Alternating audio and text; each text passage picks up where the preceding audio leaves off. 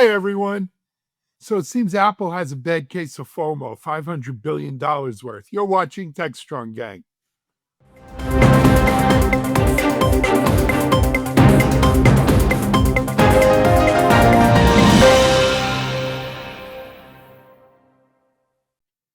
Hey, everyone, it's Alan Schimmel. Same Alan Schimmel, different background. I'm not in our studio today, unfortunately.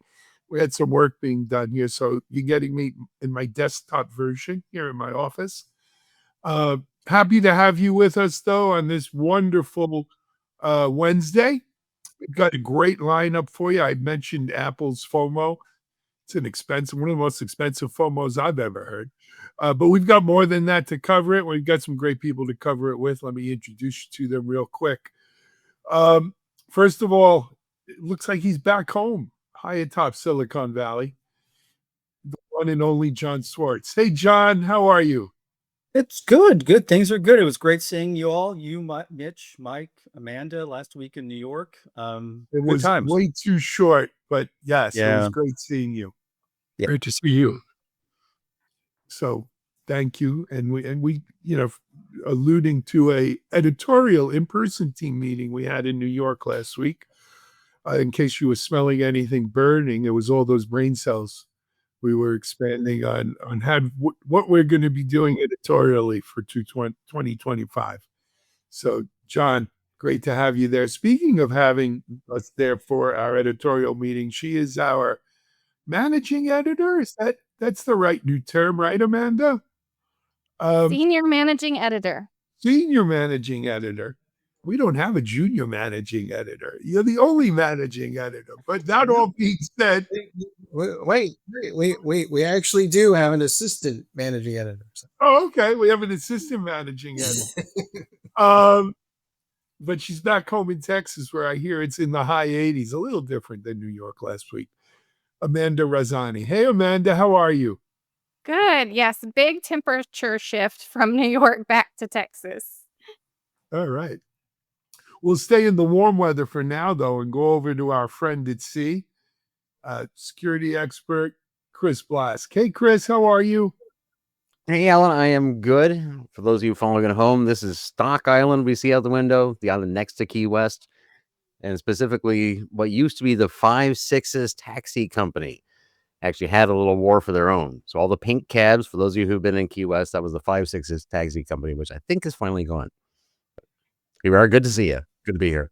There is no Uber down in the Keys, if I remember correctly. Oh, there is Uber. Absolutely. I use it all the time. Now there is Uber. I think last time I thought there was no Uber there. Anyway, Chris, it's great to have you on board. Now we'll go back up to our cold weather friends. First, we'll go to the guitar man up in Colorado. He's back home after a quick trip to New York, pit stop in the D.C. area, and home to Colorado, Mitch Ashley. Hey, Mitch, how are you? Doing well. Yeah, I made a pit stop in DC, as you mentioned, spent some time with some BMC folks. So it was great to, both be in New York and get a chance to be with the editorial team for a little bit, and also go and visit some companies. Excellent. Thanks, Mitch. Welcome. And then last but not least, he looks pink. It must be cold up there. Up from Harrison, New York, the Dean, Mike Vizard. It's quite the opposite, actually. It's going to be 50 degrees today. And since we live in a world where correlation is causation, you guys should stay the hell out of New York.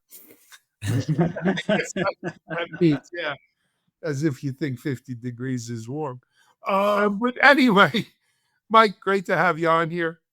So I wanted to kick off today with, I teased it in the opening. Is this a case of Apple's FOMO? Is it a case of wrapping themselves in the flag and getting in the good graces of the present administration? Or is it just good business? Mike, what do you think? I think this is a very expensive way to bend the knee. But John, I think you want to jump into this because sure. I'll give some of the details, and then I'll throw in my editorialized viewpoint, because I think it's a combination of everything Alan said and what you just said, Mike. Basically, Apple is throwing a big bone to Trump. In a sense, they announced on Monday they're investing more than $500 billion in the US over the next 4 years, with plans to hire 20,000 people, open a new manufacturing plant in Houston, open other or expand on other facilities in California, Michigan, Iowa, where have you, Arizona. And they've also, in a sense, made this commitment to basically, Trump kind of teased it out. He basically blurted out that he met with Cook very stealthily, and that Cook assured him that the company, Apple, was going to shift manufacturing from Mexico to the US to avoid paying tariffs. So that's a major motivation. The other motivation is that in terms of China, Apple also is at risk, right, with these 10% tariffs in China, where most of Apple's products are made. So in a sense, Tim Cook, who I think is actually very good at playing Trump, in a sense, probably I don't believe in a second that they're going to devote this much money. They spend $10 billion a year on capital expenses now. Can you imagine them doing 125 billion a year for 4 years?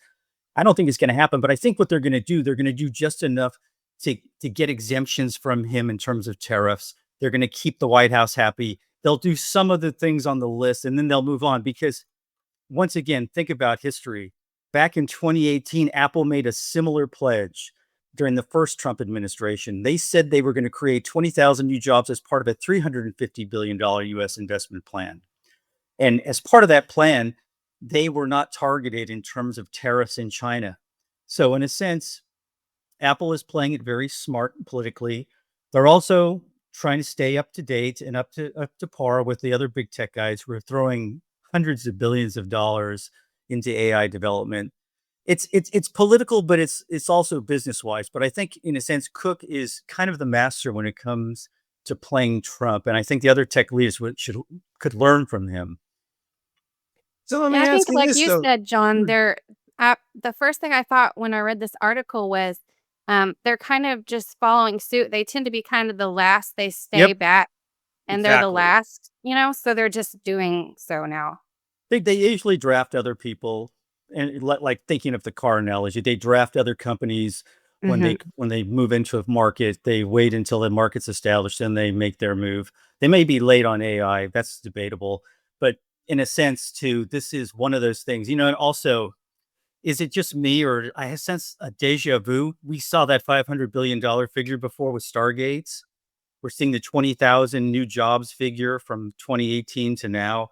It's just they play this narrative and this formulaic game with Trump to keep him happy, and then he gets distracted and moves on to something else. Yeah, I think it's also a difference in leadership style here. You mentioned Apple kind of follower. That's one part of it. I think, Cook doesn't need to be out there with the tech bros and trying to be, the Musk and the Zuck and the whoever, he's just not into that part of it. It's all part of the, perception is the alternate reality nowadays. Instead of perception is reality. I agree with you. It's well, what is that 500 makeup? Well, it could be, yeah, Apple Cash investment, whatever. It could be ecosystem of Apple and all the partners and everybody that is part of, investing and creating technology that ends up there to support or part of their product. So it's a game. It's a game. And, it's about parading the people that are supporting Trump's policies and getting them to be visible and vocal about it. And nobody goes back and says, "Let's just ticker the tape here and see what really happened." No, that doesn't happen. Can I just mention one thing really quickly? Is like a picture tells you 1,000 words, right?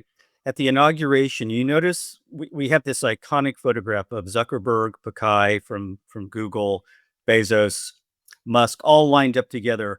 Guess who's behind them, to the right, to the left of the camera, just out of range, so you can't pick him up? It's Cook. He's the Apple's also the company, along with Microsoft, that wasn't too obvious when it came to doing things behind the scenes, as Meta was and as Amazon was. So in a sense, this guy is Cook. In a sense, is kind of this kind of cool customer politician type, and I think he's handled it pretty well. But again, I'm just going to go back to it. The $500 billion. That's just is like I cannot believe that's going to happen. So let's take that number apart because, we used to see IBM do this crap all the time. They'd stand up and say, we're going to spend $50 billion on something. But, they added up every nickel that they spent on every other Sounds thing. like how much Doge is saving us. Right. Similar. So, I mean, $500 billion on a company that, to your point, has been spending $10 billion a year. So that's going to ratchet up by a factor of what? That doesn't seem 10, probable. 12 and a half. Yeah.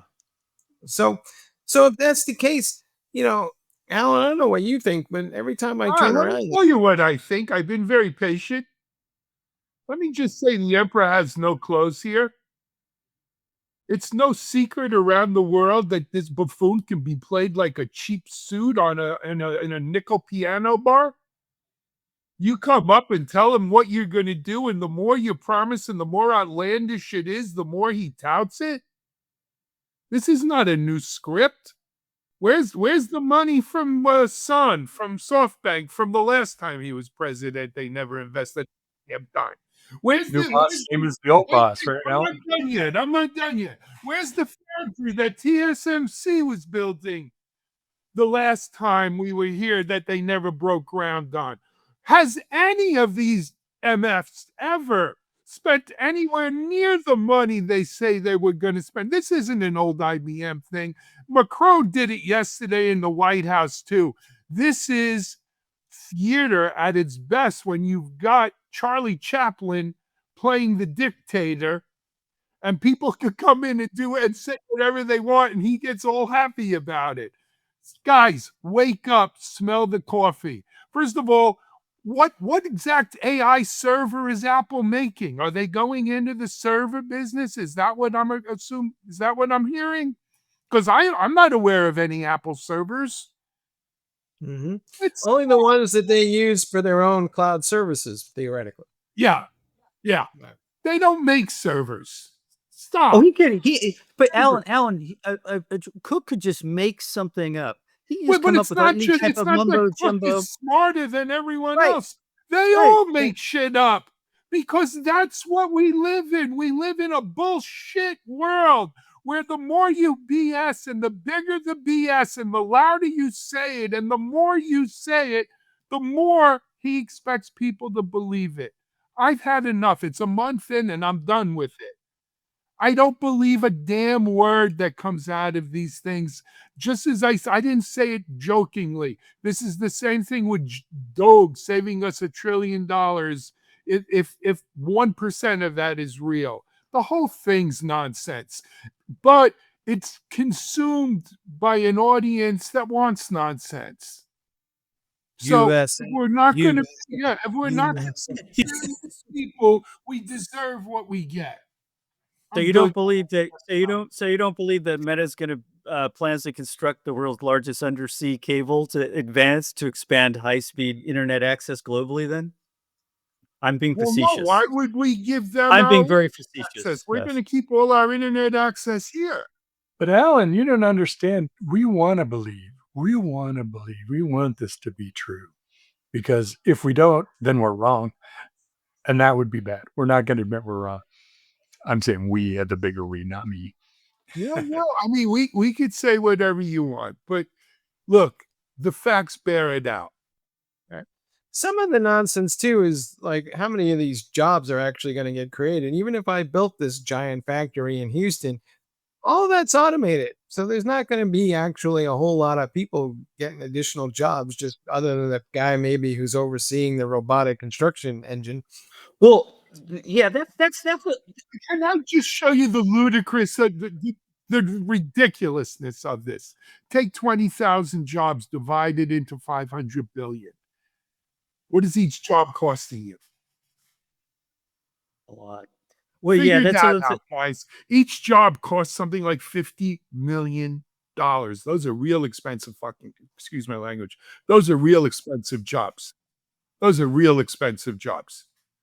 pretty it up, Apple said they were going to focus on R&D, the jobs, R&D, silicon engineering with AI, machine learning. Again, it's, just feed the beast. Just tell the emperor what he wants to hear. He will nod his head approvingly. This is some. I'm not sure if it's quite Caligula or was still at Nero, but it's something in that range right there. I never thought I'd hear Caligula on this show. Wow. It's $25 million a job, by the way, Alan. 25 million, excuse me. Okay. Yeah. Those are some pretty expensive jobs. So the math doesn't even work, but who cares? These people don't care. We won. We won. You know, But the do we irony. think they really are going to open some factories? Like, are they opening a Yeah, where factory they're for going to sure in build their Houston? AI servers. Okay. They don't have AI servers, Amanda. But I'm just saying, do we think they are? Like, are they going to build a factory to start AI servers? I'm just curious. I think they'll build something that looks like a factory, but there won't be any workers in it because it's all going to be run by It'll be all robots. automated, I mean, right. look, if Apple was serious, they would talk about building iPhones in the You know, US. the irony in all this is that the guy who told the truth about how ridiculous this is Musk in his own weird way when he said that the Stargate would never spend $500 billion, let alone raise the money. So, I mean, in a sense, he knows how patently ridiculous this is. So, Well, but so there's the corruptness of the whole thing. At the very top, the people like Musk, and even I don't know about Trump because he is in a bit of his own world. But Musk and some of the other evil generals behind this, they know that this is all for public consumption, that this has no foot in reality, but it's red meat for the masses who consume this crap, who are going to say, look what he did, and no immigrants will work there either. No H-1B visas. I want all red-blooded Americans. And it's a good thing all those people were laying off and the government will now have jobs working for Apple.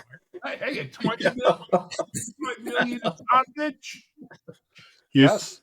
25 million job. I quit my government job for that job too. I'll just take the recruiting fee on that. On Yeah. this. Come on, guys. So I, for one, am not going to be. That's not me.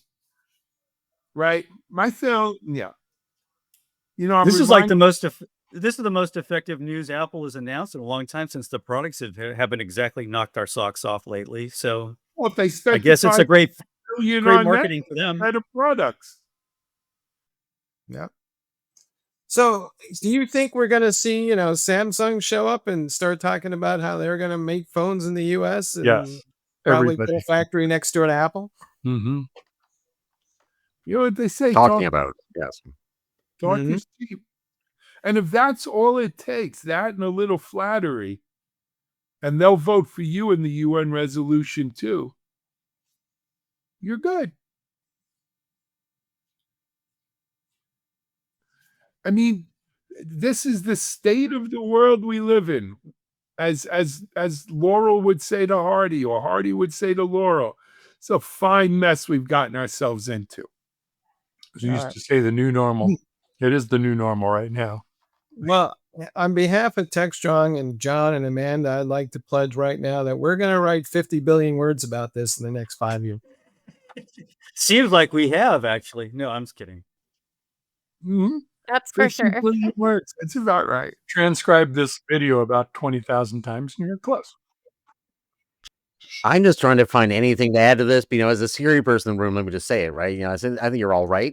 I think you're all correct. And I think Tim Cook is in his corporate role and his responsibility to shareholder value, doing, as you discussed, exactly the right things. Stand just outside the picture, say the right sort of mouth things, and protect the corporate interest. And Alan, Devin, you're right as well. Like, this is, again, as we discussed, this is this information warfare environment we're in, where when you get to the point where the Steve Bannon goal of burying the field in, let's say, manure, to the point that nobody can tell one thing from the other, that's when just shouting works the best, because nobody can figure out what's true, so the loudest voice wins.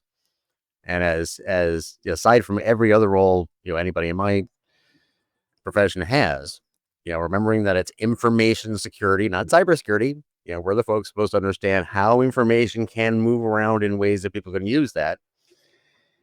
it's not working right now.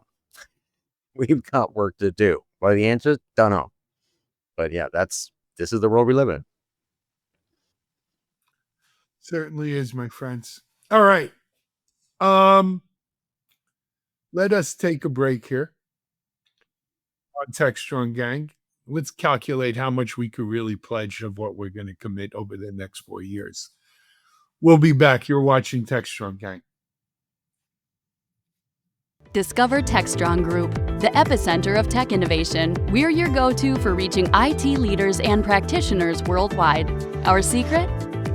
Impactful content that sparks awareness, engagement, and top-quality leads. With us, you'll access editorial websites, streaming videos, virtual events, custom content, analyst research, and more. Join our satisfied clients. Let's revolutionize your tech journey. Contact us today and tell your story to the world in the most powerful way with Techstrong Group.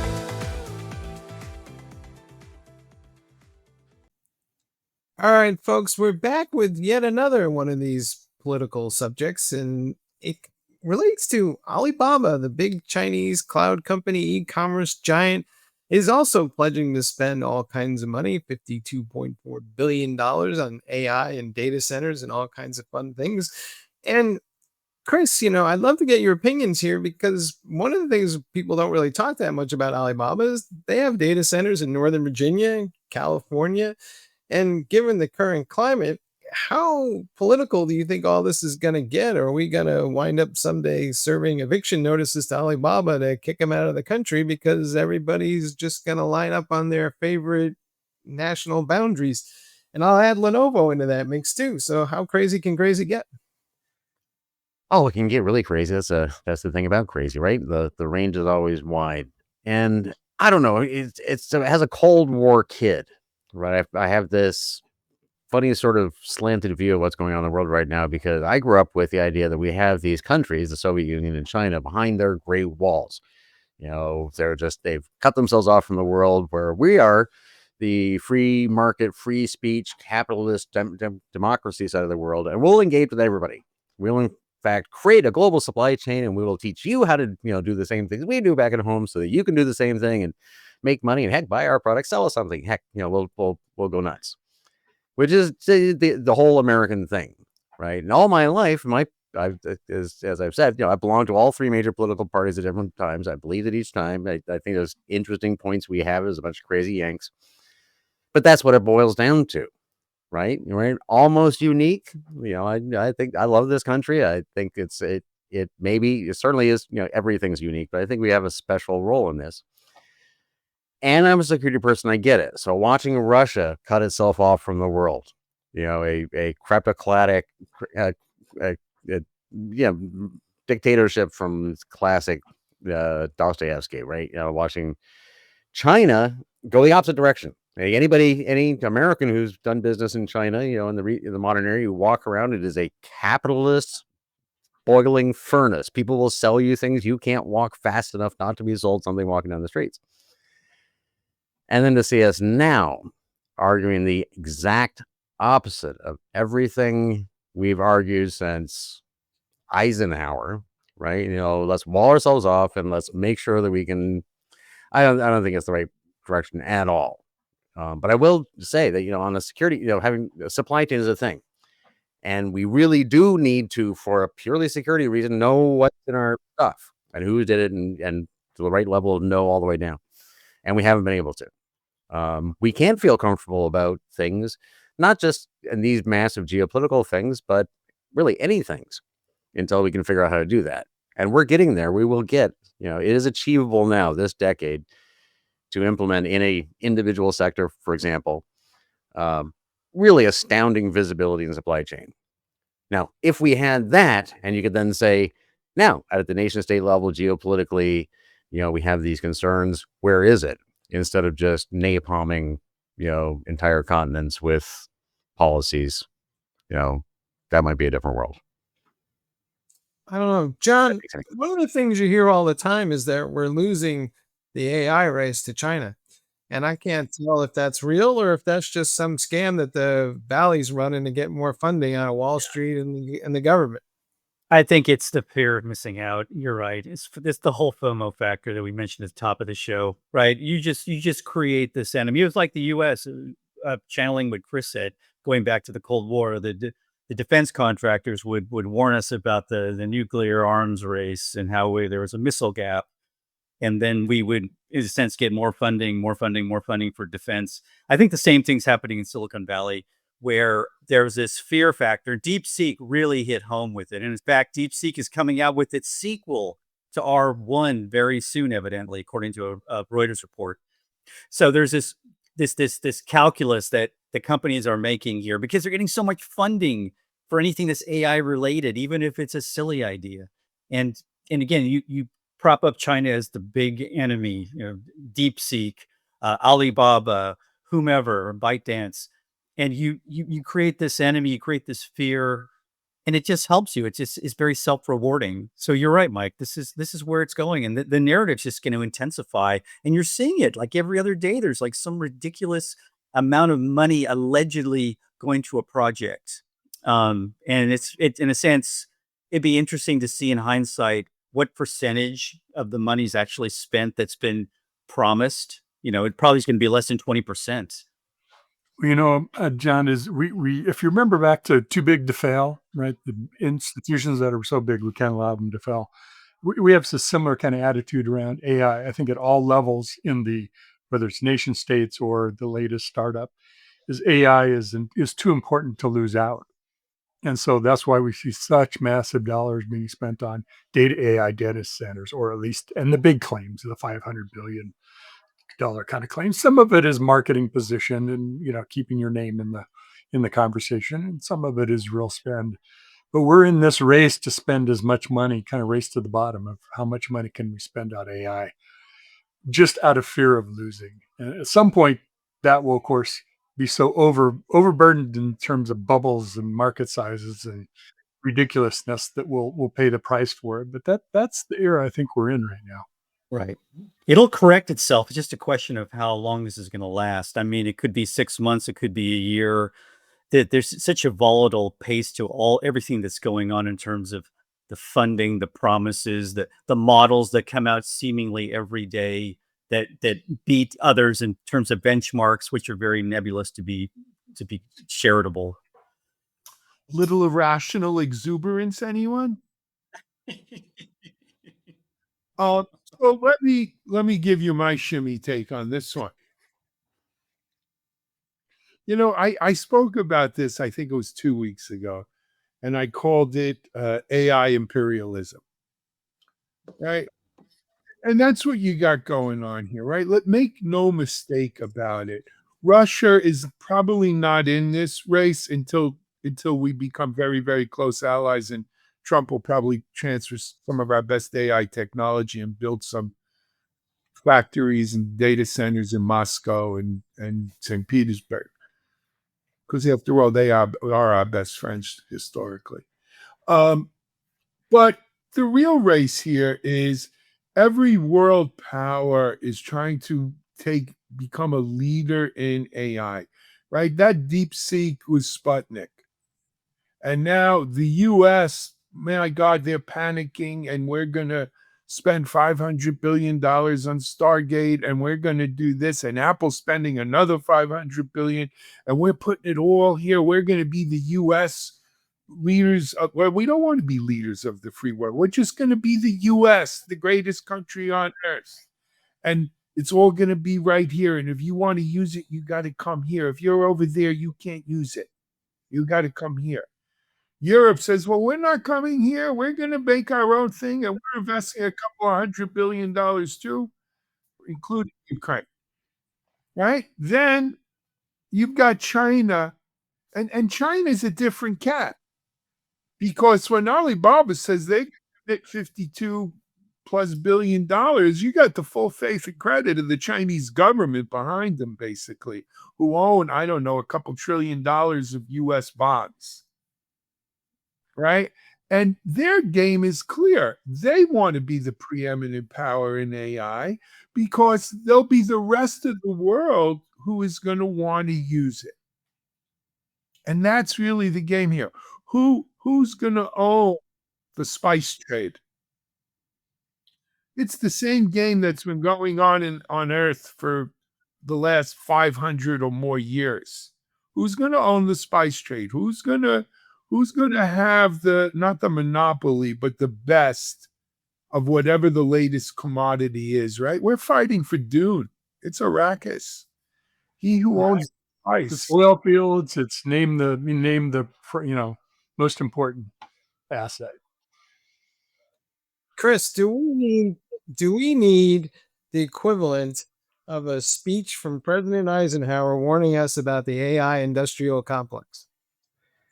No, right? I have to put some light back in the room, and not that the doom prognostications or risks aren't all over the place, and yeah, I mean, in what my last comments, I was thinking more generally, right? As you guys were saying, there's a lot of posturing of money, I arguably throwing around and so on and so forth.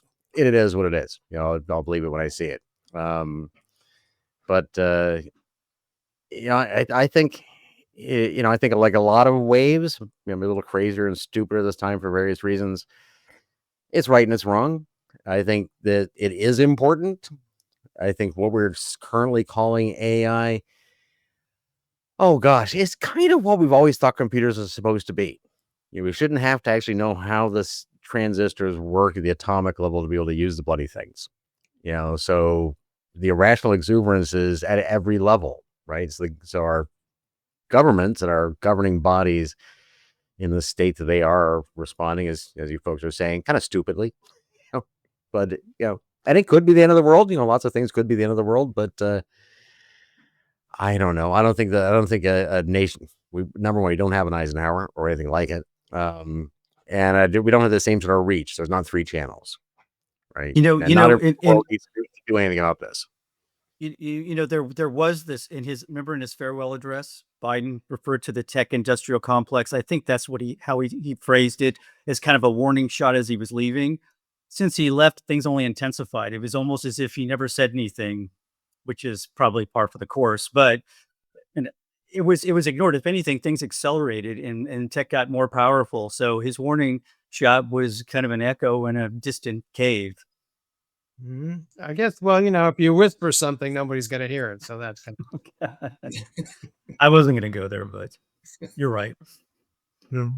Yeah, I mean, it's a mess as an entrepreneur. I mean, John, you're right. I mean, it's funny. Among my left-handed friends, I'm the capitalist pig corporate guy, right? I really believe in all that stuff.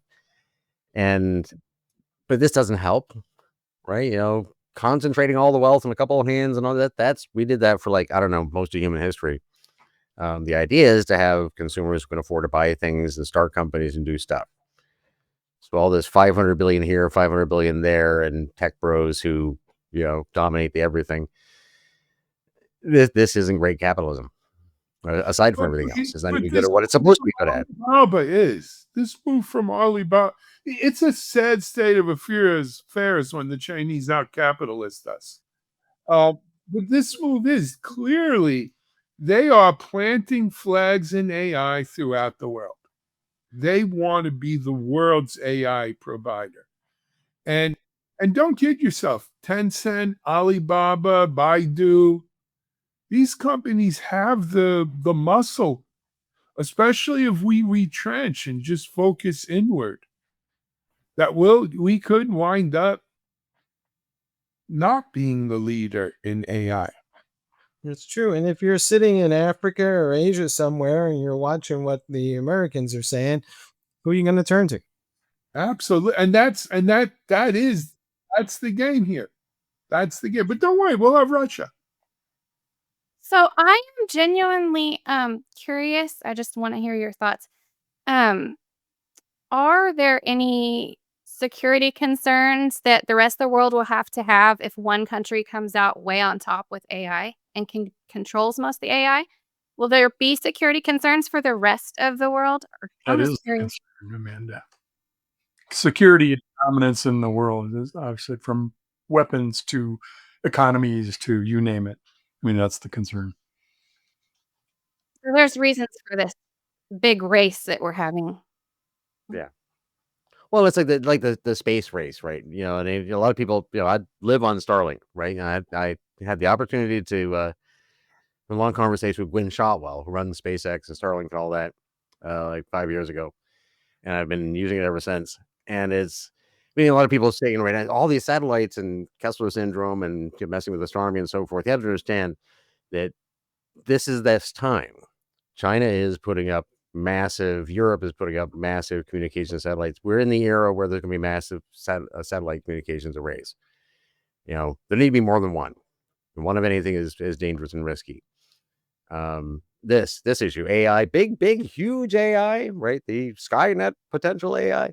Yeah, there need to be more than one, right? It's all to all the conspiracy theorists out there, right? Even if you're right, there's 7 other conspiracies. They're arguing amongst themselves. I think mostly we can ignore things as long as there's not too much concentration in one spot. And this is, I don't think we're at risk of that actually happening. I think we're at risk of global conflict because of perceptions that happening. But yeah, there cannot be only one. This is not Highlander. Okay. All righty, let's take a break. Highlander reference, but I got It can be only one. Sean Connery.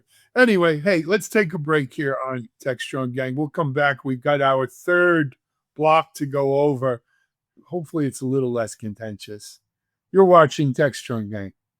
SecurityBoulevard.com is the leading resource for news, analysis, and education on challenges facing the cybersecurity industry. SecurityBoulevard.com covers all aspects of cybersecurity, including data security, DevSecOps, cloud security, application security, network security, security threats, and more. SecurityBoulevard.com has the largest selection of security content, featuring breaking news, blog posts, podcasts, and more. Visit www.securityboulevard.com to learn more.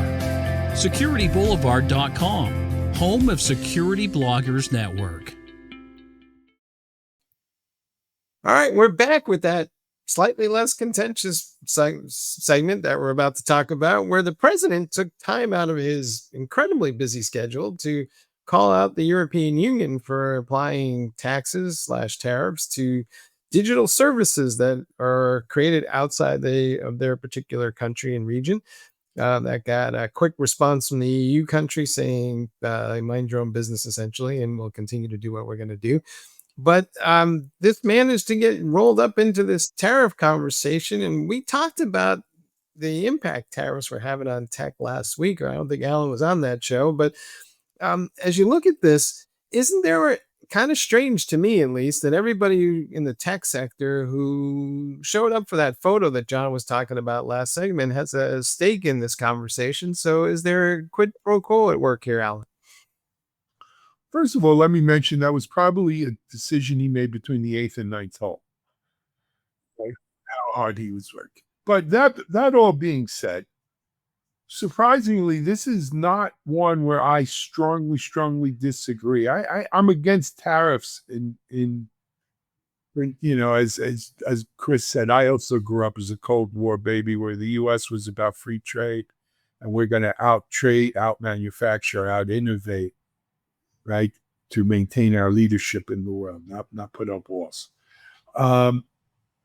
However, the EU clearly put up walls, right? The EU, and I understand why they did it. They were trying to get their mojo back, right, and become a world player. And so they imposed these digital service taxes on anything not coming out of there. I remember even, back in the .com days, and the company I helped build, Interliant, we did a deal with Sagitel in France, and we wound up putting a data center in right out of Paris, and we did a lot of European business, and there was clearly home cooking at play, right? And if you were a U.S. company, they made it a little bit harder for you. I'm not against I'm against the U.S. doing tariffs but I'm not for the EU doing tariffs either. I think we all have to play by the same rules. And so if this is a case of, hey, you show me yours, I'll show you mine, and let's all go back to even Steven, right? And just let the chips fall where they may, I'm all for it. But if you're going to tax US firms because you want to encourage a domestic, EU domestic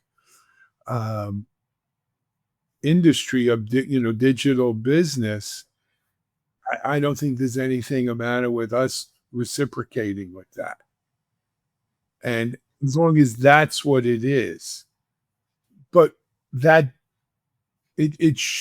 I think we have to remember that doesn't mean they're not our allies, or that we should go cozy up with the dictators and the authoritarians of the world.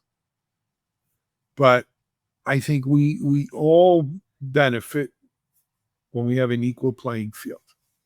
How's that? Alan, it's almost like there's 3 levels of this. One is tariffs for you're trying to incent some behavior or disincent some behavior. Then there's the response to that, right? Okay, if you're going to do that, I'm going to do that.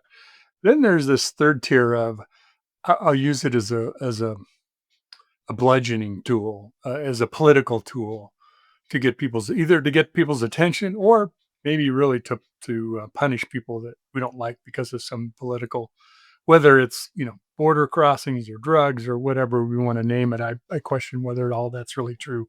Why Trump is doing, I think it's largely a negotiating ploy to get people's attention and to basically bully them into what he wants. So we seem to be doing a lot more of that, and I suspect the EU's response is probably more of this kind of first and middle tier, but you don't know that either. It's just interesting how we're suddenly thrust into this. Tariffs are only about politics, and of course they aren't. So the thing with the tariffs, though, is it seems like when we reciprocate, it's not one for one, right? We'll turn around and we will say, we're going to slap tariffs on, wine because they're taxing digital services. So how do we keep this thing from escalating to the point where, it just becomes this arms race of tariffs back and forth till the point where we just all destroy our respective economies? Yeah, I've never much understood the point. Of course, I'm not in economics, and I'm sure there's people who know better, but I've never understood the point, because it just seems like one country imposes a tariff and the other country imposes it right back. So you either all have a bunch of tariffs or you all don't have tariffs. I mean, really, I don't get how it works, I guess. But again, I'm not in economics, so. Well, I think you're spot on, because it doesn't work. So that's it. Well, but you know what? The idea here is fully expecting that we're going to get into this tariff tit for tat. And the thought is, well, our market's bigger than yours, and so you want to be here more than we want to be there. And that used to work, I think, when Eisenhower spoke about the industrial military complex. But, when you look at the combined European market, it ain't a heck of a lot smaller than the U.S. market. When you look at, from both a population and dollars, euros, European, Chinese market, not a heck of a lot smaller than ours and a much bigger population. India, rising, huge population, right? So, this is who's going to stay in the latest, right? A little bit of a game of chicken is what you're playing. Mm-hmm. So taking your thought about free markets, and let's just keep them open, though, what happens, though, when suddenly China uses its manufacturing muscle to flood the U.S. car market and we're all driving Chinese cars? Is that okay because they cost a third of U.S. cars, or no? So Well, here, go ahead, Chris. Go ahead. No, you go. So I think trying to think of this in a security model, right? So you would think that security people would be happier with more security. That's not true, right? Because you can have as much security as you want. We can lock your front door. We can lock every door in your house.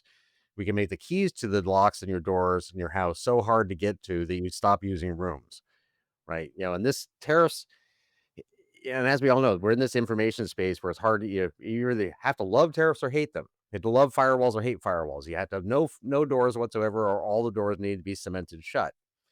And to your point, Mike, yeah, sometimes tariffs, economic vehicles, need to be used or levers need to be used in negotiations, and that's how you deal with that sort of thing. You slam a tariff on it. But when you start just saying we're going to have firewalls at every internet connection and every light bulb, and you're going to get access by the system administrator who you can get between the hours of 9 to 5 on Wednesdays, you don't have a network anymore or an economy. That's true. And it's every other Wednesday, not just Wednesdays. But again, I just, if we're going to go free, so with the Chinese cars in particular, Thomas Friedman in his series of Flat Earth books said everyone wants to live like an American. They don't necessarily want to live in America. They don't necessarily agree with everything the U.S. is about. But one thing they all want to do is live that American lifestyle. Consume, live a good life. It happened to Japan, right? And it's happened in China.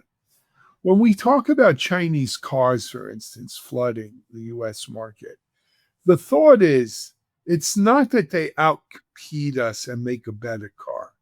The thought is that those cars are subsidized by the Chinese government so that the costs are artificially low and not true when you take out the government subsidies. Or even worse, they're made with slave labor from the Muslim territories in China where, and it's forced labor, right? Part of that free market thing is, hey, if it's truly a free market, if it's truly a worldwide free market, all things equal, and you out innovate us, out produce us, are smarter than us, more power to you. But if you're using government subsidies, free or forced slave labor, child labor, in other words, you're not playing by the same rules, then there's nothing the matter with putting up barriers to that. So if the Chinese can build a better car than we can in Ohio or Detroit or anywhere else in this country, more power to them. I don't think that's the case with Chinese cars, though. I think they are heavily subsidized. I think the R&D work comes out of Chinese research labs. I think, the labor is, for instance, we'll forget cars for a second. Let's look at Foxconn and the iPhones, right? They used to make it very cheap, but when they had to start kind of playing by the same rules, all of a sudden it wasn't so cheap to make them there no more. So that's where I am on the free market. Some would say the R&D for those Chinese cars came from Detroit and Germany. That's a whole right, and it was That's told another job. that could very well be too. That could very well be too. And if you prove that that's the case, that's yet another reason to put up barriers. Yeah.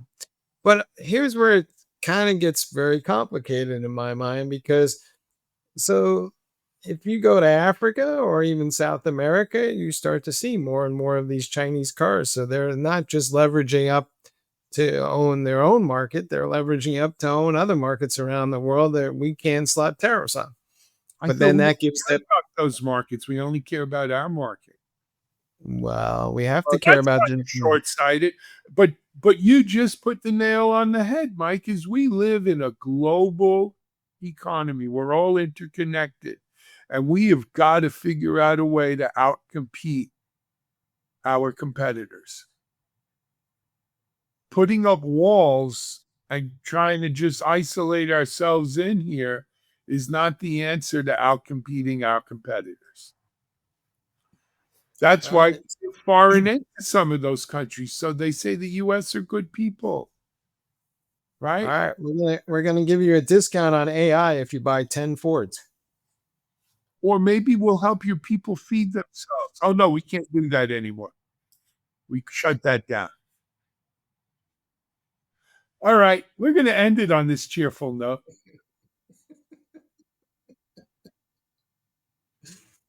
I just had one question. What are tariffs? Yeah, it's a good question.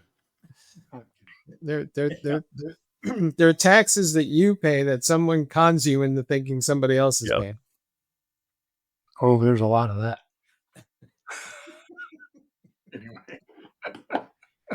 Hey, all right. I'm tariffed out, please. Are we going to be back? in. Are we going to be back tomorrow with more, Mike? I can't wait to see what else you come up with for us.